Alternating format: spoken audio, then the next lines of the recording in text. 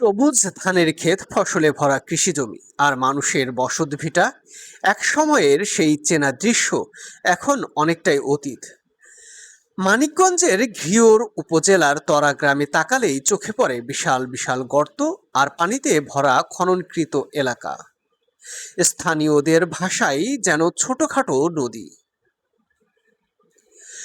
স্থানীয়দের অভিযোগ, প্রায় 15 থেকে 16টি ড্রেজার দিয়ে দিনের পর দিন বালু ও মাটি উত্তোলন করা হচ্ছে।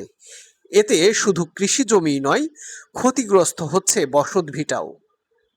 জমির মাটি সরে যাওয়ায় ভাঙনের মুখে পড়েছে বহু ঘরবাড়ি। কেউ কেউ ইতিমধ্যে সব হারিয়ে অন্য এলাকায় আশ্রয় নিয়েছে।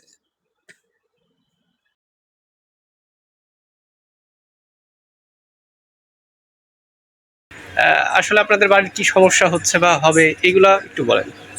বাড়ির সমস্যা মানে ওই যে বাড়ি ভেঙে দিতেছে, অনেকেই দেখছি।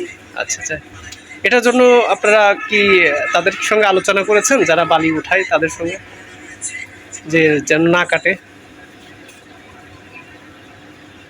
মেম্বারে যা কইছিলাম, মেম্বারে কইছে আমি দেখতেছি পরে দিব, মানে এই কথা কইছি। আচ্ছা আমি পরে পরবর্তীতে কাটলে সরিয়ে কাটবো। আচ্ছা, এইগুলো এই বালির ড্রেজারের মালিক কে? সেটা আমি বলতে পারি না। রাজা মেম্বার? শুনছি রাজা মেম্বারের বাড়ি।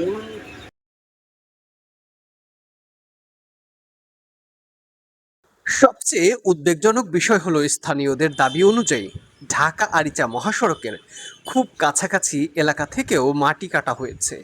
এতে সড়কের নিরাপত্তা নিয়েও দেখা দিয়েছে প্রশ্ন। বর্ষা মৌসুমে পরিস্থিতি আরও ঝুঁকিপূর্ণ হয়ে উঠতে পারে বলে আশঙ্কা এলাকাবাসীর।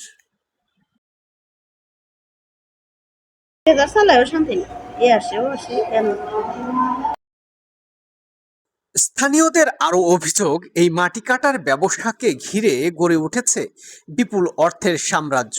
তারা দাবি করেন, এলাকার সাধারণ মানুষ ক্ষতিগ্রস্ত হলেও অভিযুক্ত ব্যক্তি অল্প সময়ের মধ্যে গড়ে তুলেছেন কোটি টাকার সম্পদ ও বহুতল ভবন।